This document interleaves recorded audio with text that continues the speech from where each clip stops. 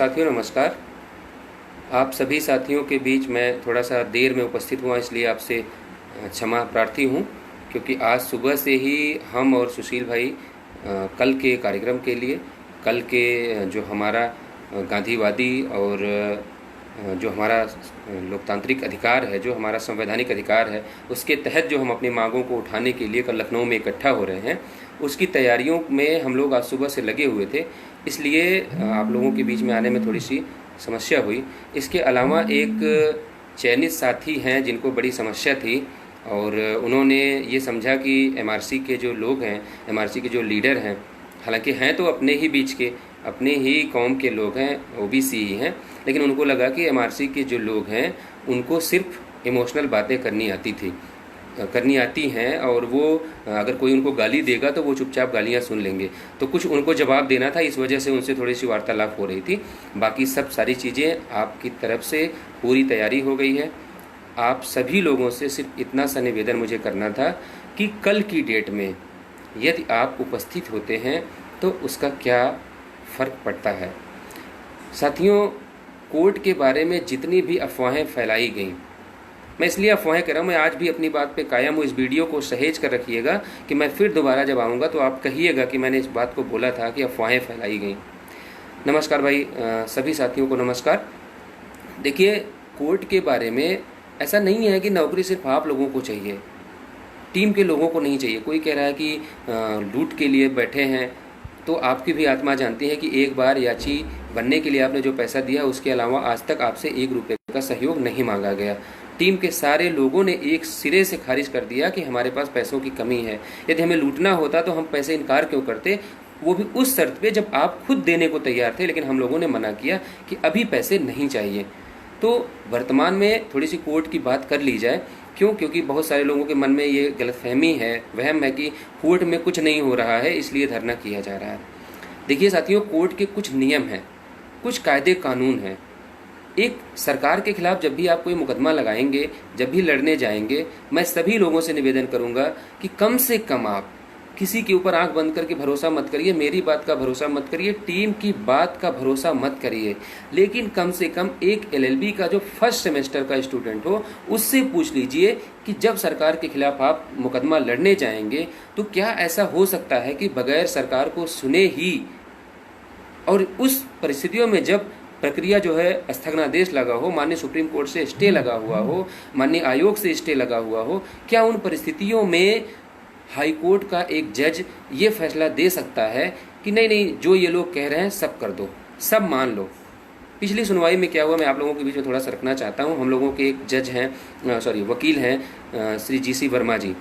उन्होंने हम लोगों की प्रेयर पे, हम लोगों ने बहुत निवेदन किया कि सर अगर इस डेट पे स्टे नहीं मिला तो सरकार कुछ कर जाएगी, सर हम लोग क्या कर पाएंगे, सर प्लीज़ किसी भी तरीके से स्टे होना चाहिए। प्रशांत चंद्रा सर से कहा गया कि सर किसी भी तरीके से स्टे हमको मिल जाए, कम से कम स्टेटस को हो जाए कि यथास्थिति आप बनाए रखेंगे, आप कोई भी डेवलपमेंट नहीं करेंगे। नमस्कार जेके भाई, हम लोगों ने पूरी कोशिश की। तो जब बहस चल रही थी तो जीसी वर्मा सर ने कई बार लगातार ये बात बोल दी कि मिलॉर्ड स्टेटस को कर दीजिए, सरकार ये कर देगी, मिलॉर्ड स्टेटस को कर दीजिए, स्टे दे दीजिए, नहीं तो सरकार भर्ती कर डालेगी। जज ने पलट के ये कहा कि मिस्टर जीसी वर्मा जी, क्या आप मेरी कलम पकड़ के अपने हाथ से ऑर्डर लिखवाना चाहते हैं क्या? लेट मी कंक्लूड, मुझे जो है सुनने दीजिए, मुझे जो है निश्चित करने दीजिए कि क्या मैं कर सकता हूँ। आप नहीं बताएंगे मुझे क्या कर पाऊँगा मैं। प्रशांत चंद्रा साहब ने नियमावली तक दिखा दी कि आप देखिए सर, हम इससे कवर्ड है, फिर भी हमारे साथ ऐसा गलत किया जा रहा है, रिजर्वेशन से जुड़ा हुआ मामला है, सर आप इस पर स्टे दे दीजिए।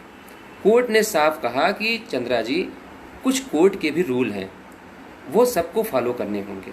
हम सरकार को एक आखिरी अवसर देंगे और हम ऑर्डर में इस चीज़ को मेंशन करेंगे कि अगर ये नहीं देते हैं तो आपके जितने पिटिशनर हैं हम सबको रिलीफ 9 तारीख को दे देंगे, और अगर ये भर्ती भी करेंगे तो हम आपको रिलीफ देंगे।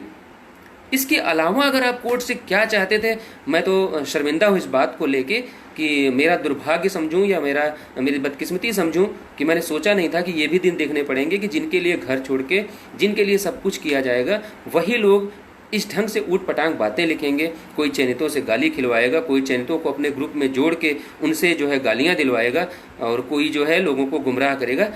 ये अगर मैं सोचता, अगर मैं इसकी कल्पना भी कर सकता तो मैं खुशी खुशी इस केस से हट जाता। और मैं आप लोगों से एक निवेदन कर रहा हूं, और इस पोस्ट को और इस वीडियो को बड़ी गंभीरता से लीजिएगा। मैं आपसे आग्रह कर रहा हूं कि देखिए, हमारे भी जज्बात हैं, हम भी इन सब चीज़ों से डिस्टर्ब होते हैं।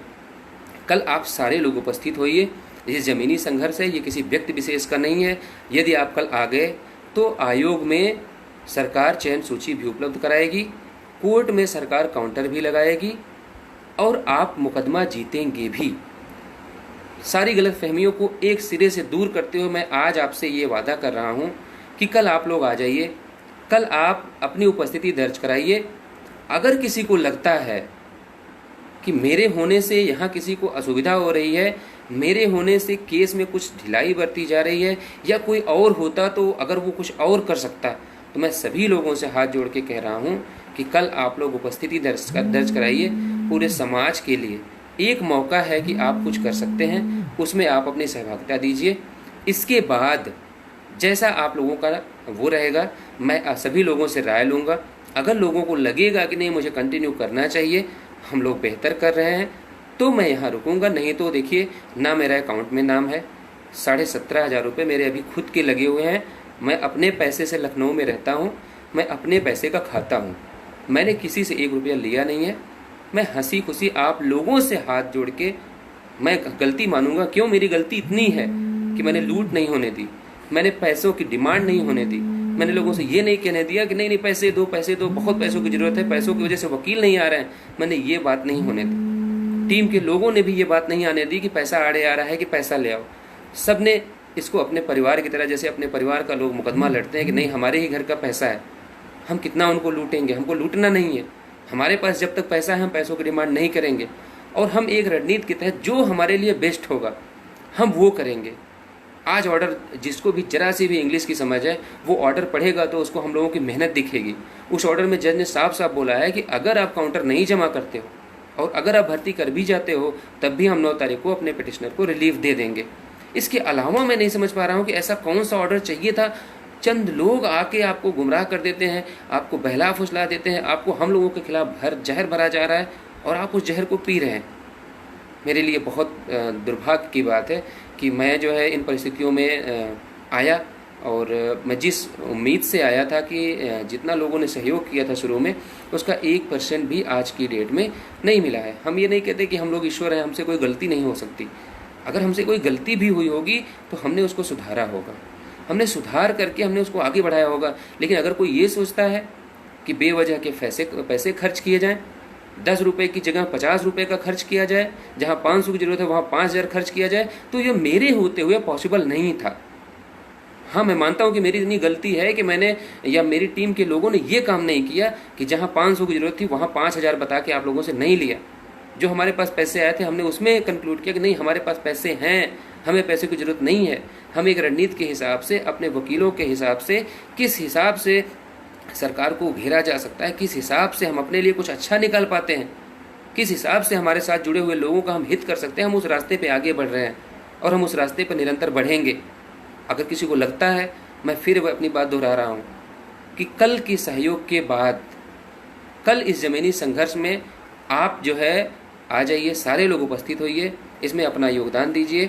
मैं उसके बाद जो है निर्णय लूँगा कि आगे क्या करना है। एक प्रदीप बघेल जी का कमेंट आ रहा है कि माथुर क्यों नहीं थे। ये बहुत ज़रूरी सवाल आपने उठाया प्रदीप जी, आपका बहुत बहुत धन्यवाद। मैं बता रहा हूँ आपको कि क्यों नहीं आए माथुर सर। चूँकि माथुर सर पर हियरिंग के एडवोकेट हैं, 2,20,000 उनकी फ़ीस है। हमने सुबह से लेकर शाम तक मेरे फ़ोन में जो कितने लोग कल लखनऊ आएंगे उनको मैं दिखाऊंगा कि माथुर सर के यहाँ मेरी कितनी बात हुई है जिस दिन हमारी केस की सुनवाई हुई है। उनके पास चेक रखा हुआ था, उनके पास आपकी पूरी ब्रीफिंग हो चुकी थी।